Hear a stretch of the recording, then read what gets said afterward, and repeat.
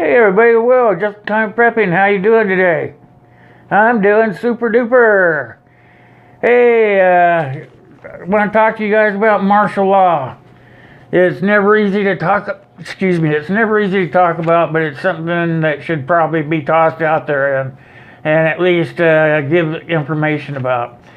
I got my information from 3 places. A website said Ask a Prepper, also from an author of martial law by Sarah Davis, and also from Wikipedia.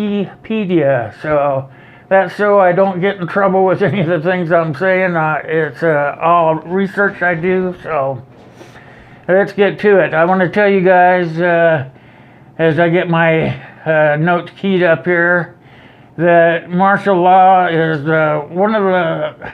trying to think of this sentence that I was reading while I was getting ready for today's video was, and I don't want to, it was, I can't remember the guy's name, that's why I'm having a hard time with it, but this is what they were saying in essentiality, is that, and it would be easier for them to deal with dead people than it would be for them to have a martial law and have people having to be watched all the time. And that kind of really bugged me. I'm still thinking about, still trying to put my head around it, is what would they want to be? Would they want to instill martial law, or would they want to make it so that we have to fight amongst each other and become marauders and looters in order to make everyone just destroy themselves? Maybe that's what they're working towards. But anyway, that's what it still bothers me about what I read. Anyway, so here's a glimpse of how life will be under martial law that when it comes into effect. Everything that we own will become federal property, especially guns, food, and stockpiles of ammunition. And they'll confiscate that first. Then the curfews will be the new norm, while groups of armed men and women will patrol the streets at all times. And then access to food and water and other resources, it'll all be rationed out. And if your life depends on a daily dose of medication, you better start saving up your doses now. So the inflation will be sky high, and the $20 trillion debt, the stage will be set for a new financial crisis, and that'll make the 1930s depression look like a cakewalk. So everyone will be considered suspicious. So if you're doing a simple little chit-chat with your neighbor about anything, it could be the wrong thing, and it could put your life on the line. And then there'll be no access to free internet, and the free press, as we know it, will be a thing of the past. So those are all things that comes into effect when martial law comes into effect. So I'm going to tell you the 6 things that can help you survive during martial law. This is whether you're a prepper or not a prepper. It doesn't matter. These are the 6 rules that to follow if your town becomes under martial law. The first thing would be, first and foremost, talk with no one and trust no one. That is the key thing. Just do not talk to anybody about anything. Although the clear majority of preppers are already set up to outlast any scenario like that, it's still to their advantage to talk to no one about their supply lines. We must remember that under martial law, everything that we own is able to become government property, and therefore do not tell people about your supplies or your secret hideouts. It's hard enough to brag about your preps, but be careful about who you're talking to.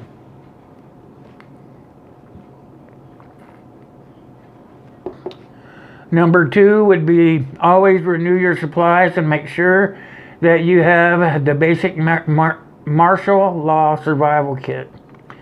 So, basic martial law survival kit would imply the following: electricity generator, water filters, or even a water generator, which is called an HTO dynamo. Weapons, food supplies for 6 months, and first aid supplies. Clothing for any type of weather, and some flashlights and batteries. Also radio gear, navigational equipment, and of course you'll want them in order to stay put.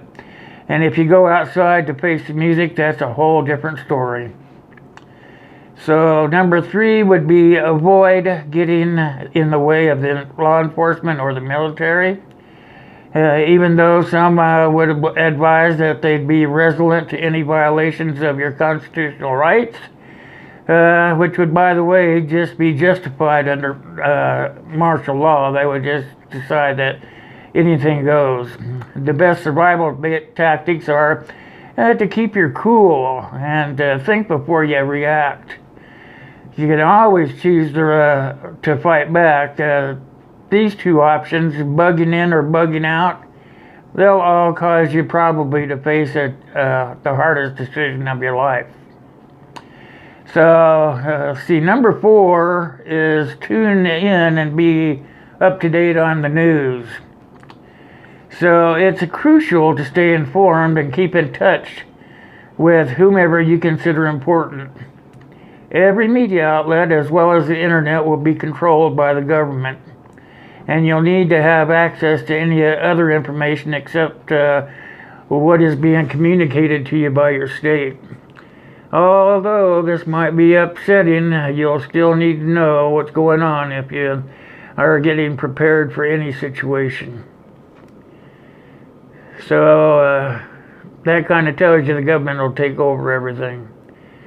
Number 5 is cautiously develop a survival network.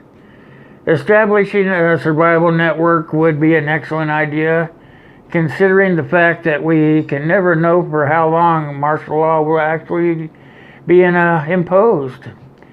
Consequently, the setting up of a diverse group of preppers, somebody that knows a little bit about everything, so you're in your group so you can start over. And that will ensure your long-term survival, but make sure that you keep a low profile so that you don't give your group up, and that way you won't become targets or deemed as perpetrators. And then the 6th thing is to inspect and know your surroundings by heart. And that's about knowing where you're at and what's around you at all times. You should be able to visualize your home turf even in your sleep. Ideally, you'd be able to have a safe room. You'd make sure that you have a blueprint of your area imprinted in your brain. And mark the closest escape routes. Develop the quickest itinerary to a safe haven and formulate the best and safest evacuation strategy. So if you do all these things, it'll help you survive martial law. And then I also have written down over here that if you would like to kind of get your hands on a closer feeling of what would happen during martial law, go out and at Amazon.com they have a book called How to Survive the First 24 Hours of an SHTF Situation. I suggest you go and pick up a copy of that book. A lot of their books are audio books, so you can just get it and have it read to you so that you can kind of understand. And then that's all I have for the martial law section. There's so much that we could go into. I'm not here to scare you. I'm here to give you the facts.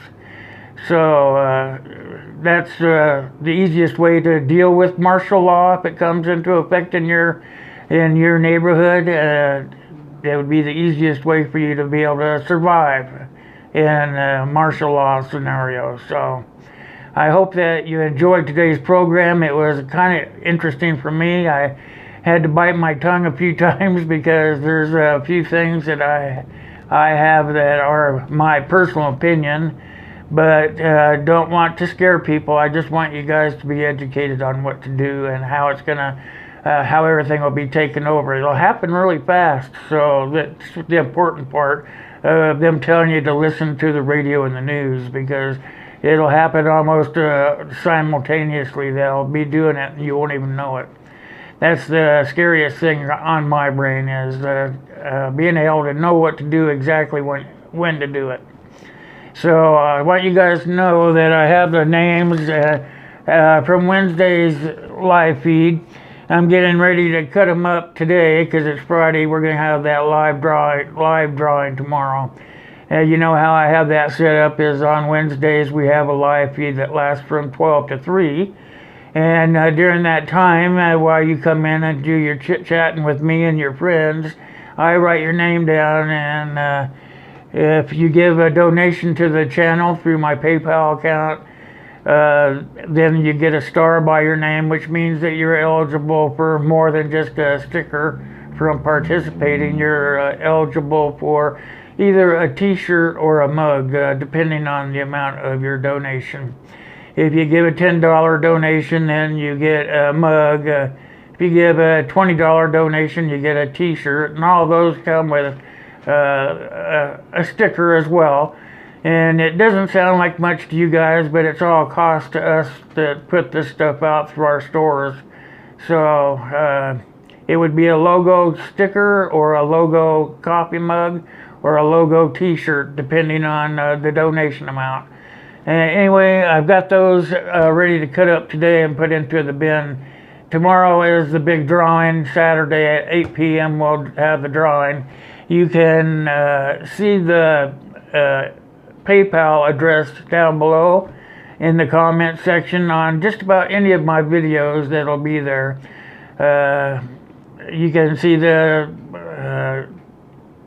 my store info down there as well. So you can see the type of stuff that I'm giving away in my drawings are pretty nice quality things.